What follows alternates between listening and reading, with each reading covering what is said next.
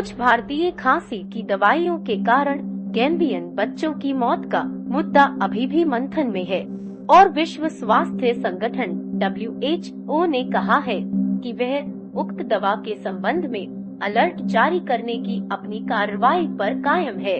WHO का बयान भारत द्वारा अधिसूचित किए जाने के बाद आया है कि भारतीय दवा व्यवसाय मेडेन फार्मा से प्राप्त नमूने, जिनके सामान को गाम्बिया में बच्चों की मौत में फंसाया गया था, को आवश्यक विनिर्देशों को पूरा करने के लिए समझा गया था।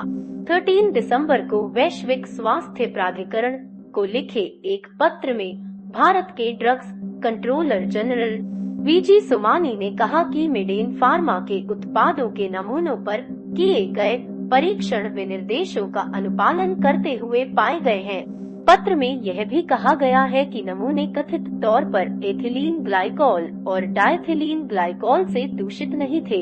ईमेल के माध्यम से BBC से बात करते हुए स्वास्थ्य एजेंसी ने कहा, WHO का जनादेश संभावित जोखिमों के बारे में वैश्विक अलर्ट जारी करना है।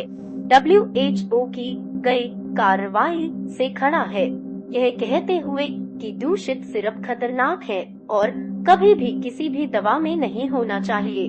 WHO ने अक्टूबर में कहा था कि उसके जांचकर्ताओं ने promethazine oral solution, Kofexmalin baby cough syrup, Makoff baby cough syrup और मैग्रीप एनकोल्ड सिरप में 2 रसायनों के अस्वीकार्य स्तर पाए थे।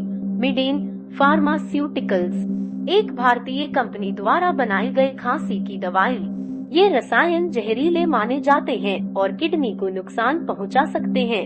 WHO के नियमन और प्रीक्वालिफिकेशन रोडेरिगो गैस्पर के निदेशक को संबोधित पत्र में सोमानी ने दावा किया कि स्वास्थ्य एजेंसी के अक्टूबर के बयान में भारत में बनी खांसी की दवाई से मौतों को जोड़ने से देश की दवा आपूर्ति श्रृंखला को अपूरणीय क्षति हुई है।